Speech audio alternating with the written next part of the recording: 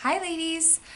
So it is week 2 of introducing baby food or solids or whatever you want to call it to my little one, and so just kind of wanted to let you know how that went, what we did, that sort of thing. So just to jump right in, so this week we actually got to introduce 2 foods. So we did peas as well as squash. So with these, we introduced the peas first because like last week we did the rice cereal and then the green beans. So like I mentioned last week, the pediatrician told us to do green vegetables and then follow with yellow vegetables. So what we did was, again, we just did the green beans and then we followed with the peas. So like I said, last week, we bought these sitter packs, so they're 2 packs, and we just scoop out what we need and then refrigerate the rest. So these are typically lasting us like 1 pouch for 2 days and then the other for 2 days. So that's kind of why we decided to go with 4 days for each food that we introduce, and that's just basically because of the packs and not wanting to open another pack just to get a 5th day, because the pediatrician recommended 4 to 5 days. So we went with the 4 days. Also, we're still giving her the foods 3 times a day, breakfast, lunch, dinner sort of deal. So she is getting a good bit each day. It does vary with the amounts that she's actually eating each day with how she feels. You know, same as you.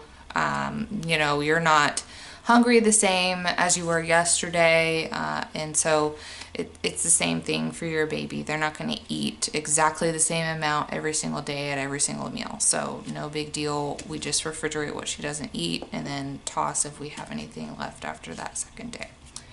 So like I said, we introduced peas next.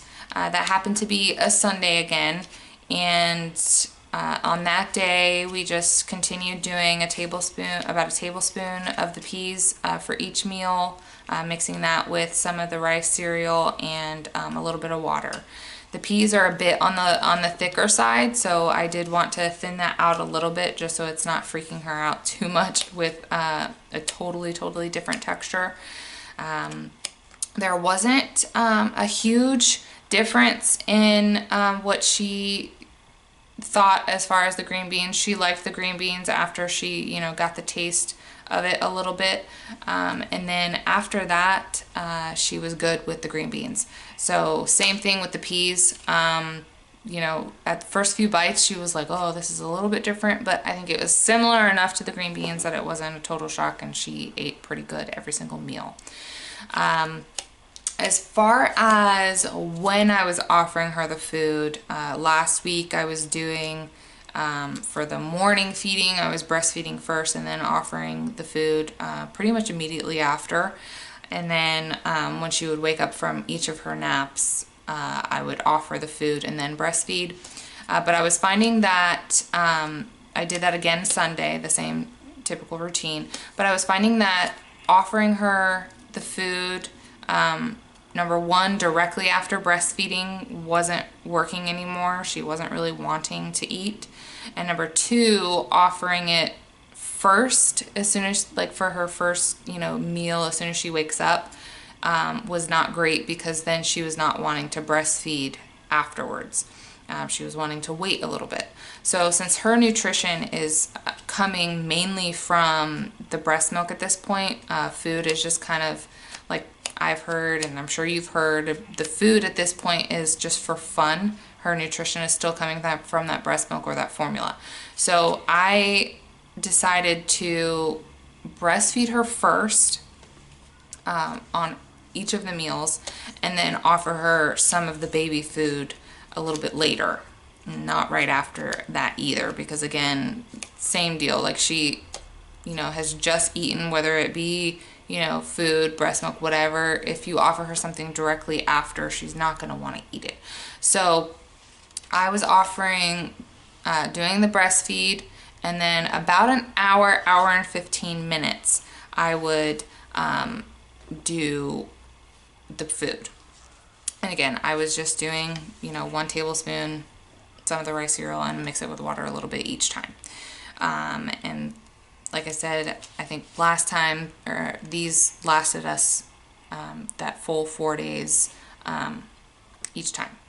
So that got us, so we did it Sunday, Monday, Tuesday, and Wednesday. And then Thursday, we introduced our next food, and that was the butternut squash.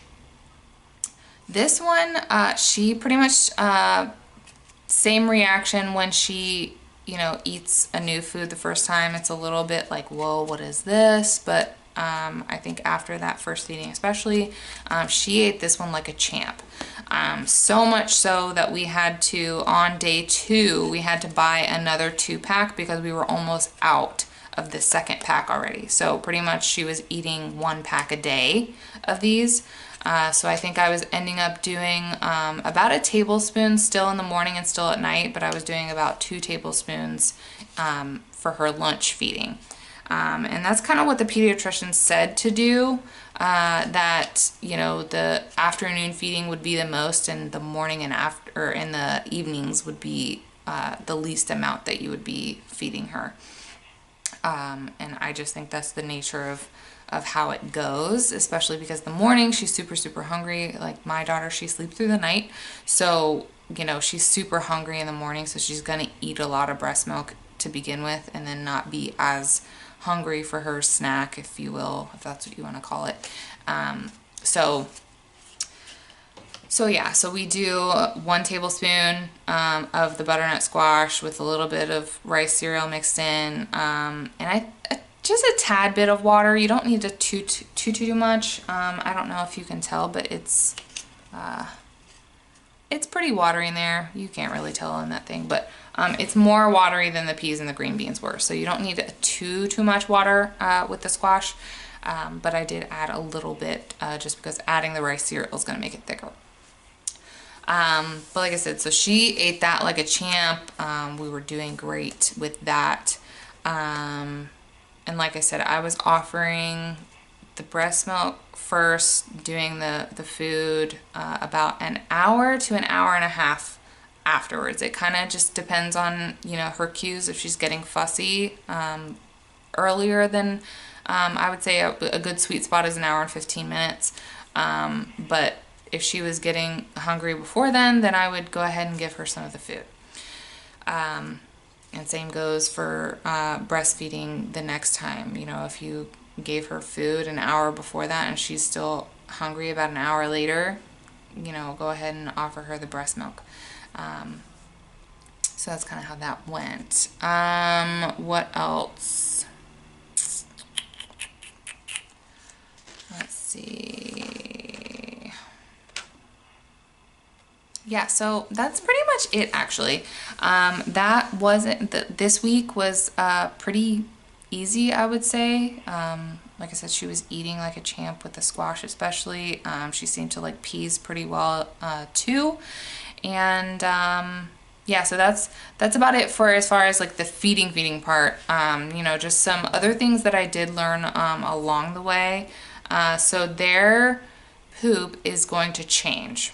I was told this by my pediatrician, but again, just seeing it for yourself is a whole nother ballgame than just somebody telling you it's going to change. So it's not only going to change in the consistency, but as well as the color. So it is going to change based on the color of the food that you were feeding them at the time. So when I was feeding her more green stuff, it was more on the green side. When I got into the squash, it was more on the yellow side. So it is going to change with the color that you are feeding them. The consistency is going to be getting thicker. It's going to be more like the thickness of the baby food. It's like if you're breastfeeding, you've been just getting pretty much yellow, some green here and there with the poo, but it's been like pretty liquidy to date. But it's gonna be getting thicker and yeah, I don't know what else to say about it, how to describe it without showing it, and I'm definitely not going to do that. So yeah, I mean, it's going to get thicker. Just be aware of that.